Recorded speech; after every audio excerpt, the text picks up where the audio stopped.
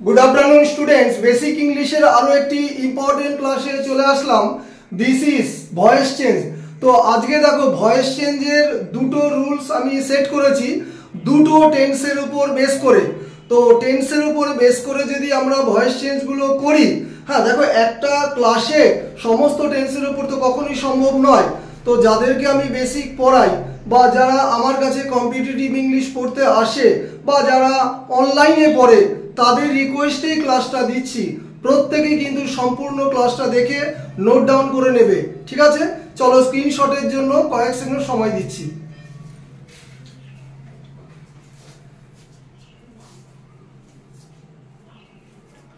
चलो क्लासटा शुरू करी। This is Sushant sir living at Nabadwip.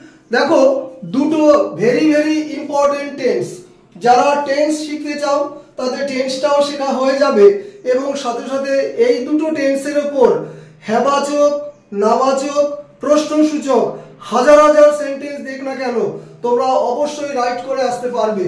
পরীক্ষাতে অবশ্যই এমসিকিউ আকারে যায়, সবাই জানো। দেখো তোমার বেস বা কনসেপ্ট যদি না জানা থাকে তাহলে অপশন দেখে কখনোই উত্তর করা সম্ভব নয়। দু একটা আন্দাজে লেগে গেলে লেগে যেতে পারে। যাই হোক, বাদিকে চলো। সিম্পল প্রেজেন্ট টেন্স, যখন দেখো সিম্পল প্রেজেন্ট টেন্সের উপর ইন্ডিভিজুয়াল ক্লাস আছে, হ্যাঁ, শেখার উপায়, গঠন, এক্সাম্পল ইত্যাদি, কিন্তু আজকে কিন্তু টেন্সের উপর বেস করে ভয়েস চেঞ্জ। তোমরা কেউ ভাববে না যে টেন্সের ক্লাস হচ্ছে, ঠিক আছে? ক্লাসটা ভয়েস চেঞ্জ। তো সিম্পল প্রেজেন্ট টেন্সের structure subject, V1, object, complement, ঠিক আছে? সব সেন্টেন্সে যে অবজেক্ট থাকবে এমন কোনো কথা নাই।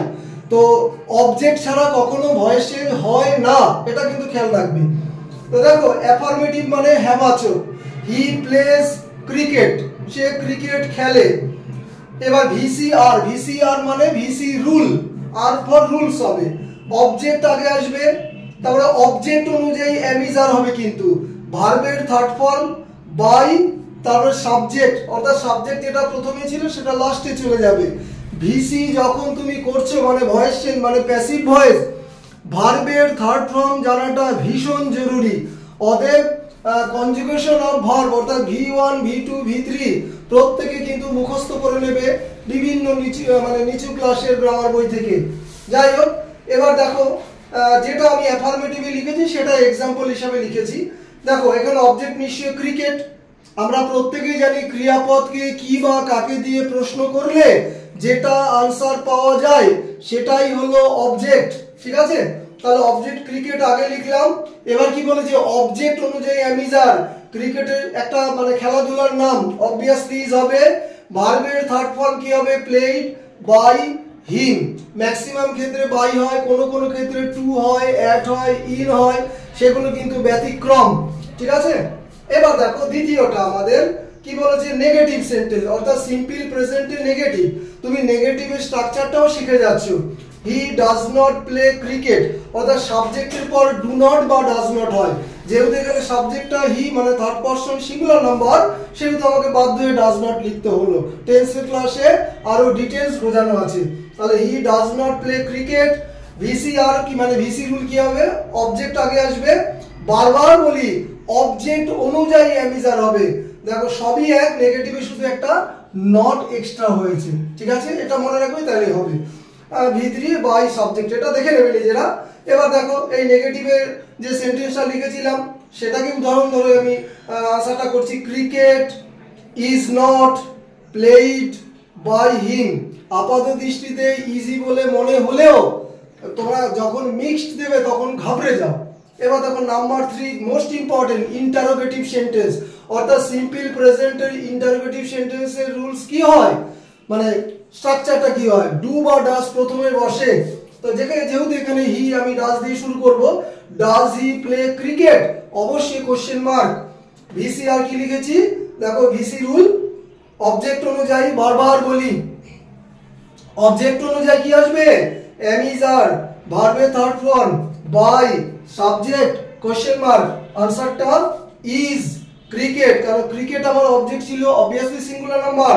Is cricket played by him, হিটা কি হলো? Him, question mark. এগুলো সাধারণ বিষয়, প্রত্যেকে জানো। আইটা কি হয়? মি হয়, হি হিম হয়, শি হার হয়, উই আস হয়, ঠিক আছে, দে দেম হয়। যাই হোক, এবার ডান দিকে কি, বাঁদিকের সাথে ডান দিকের কি সব এক, শুধু বাঁদিকে যেখানে যেখানে অ্যামিজার আছে ডান দিকে সেখানে সেখানে ওয়াজ আর বসিয়ে দেবে। তবু আমি সুবিধার্থে একটু বলে দেই, সিম্পল পাস্টের গঠন কি হয়, গঠন সাবজেক্ট V2 অবজেক্ট কমপ্লিমেন্ট, ঠিক আছে, কমপ্লিমেন্ট মানে পরিপূরক, অর্থাৎ অবজেক্ট বাদে যদি আমার কিছু থাকে। ওকে, অ্যাফার্মেটিভ কি বলেছি, হি প্লেইড ক্রিকেট, দেখো হি প্লেইড ক্রিকেট, তাহলে অবজেক্ট এখানে ক্রিকেট। এবার ভিসি রুলটা কি, অবজেক্ট অবজেক্ট অনুযায়ী ওয়াজ ওয়্যার V3 বাই সাবজেক্ট।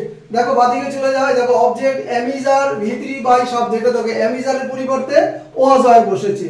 এবার এক্সাম্পলটা সেম রেখেছি, মানে একই ধরনের লাইন যাতে তোমাদের সুবিধা হয়, cricket was played by him. এবার দেখো নেগেটিভে ভালো করে দেখাও, হি ডাজ নট বা ডু নট যাই বলি, এখানে দেখো ডিড নট হয়ে গেছে, তাহলে he did not play cricket. দেখো ভিসি রুলটা কি, অবজেক্ট অনুযায়ী ওয়াজ ওয়্যার সেম, এই দেখো নটটা এক্সট্রা হয়েছে, ভার্বে third form by subject, cricket was not played by him. ইন্টারোগেটিভে দেখো এখানে ডু বা ডাজ দিয়ে শুরু হয়, সবাই জানো। এখানে একটু মজাটা কি, সাবজেক্ট যাই হোক না কেন ডিড দিয়ে শুরু হবে, কারণ ডিডের কোনো প্রতিদ্বন্দ্বী নাই, এখানে ডু এর প্রতিদ্বন্দ্বী কিন্তু ডাজ আছে, ঠিক আছে, সাবজেক্ট অনুযায়ী হয় ডু ডাজ ইত্যাদি।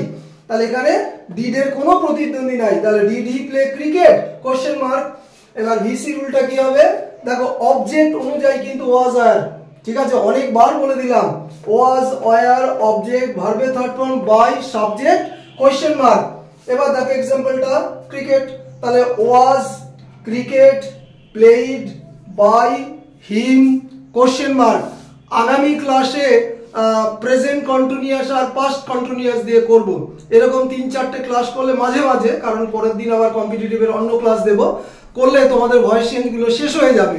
যাই হোক, সম্পূর্ণ ক্লাসটা বাংলায় বোঝায় প্রতিদিনই বলি, এবং যারা বেসিক ইংলিশ এখনো সঠিক জায়গায় শিখতে চাও তারা অবশ্যই কন্ট্যাক্ট করবে, ঠিক আছে, ফেসবুক এবং ইউটিউব দুটো জায়গাতেই আমি আছি। ক্লাস শেষ করছি, হ্যাভ এ গুড ডে।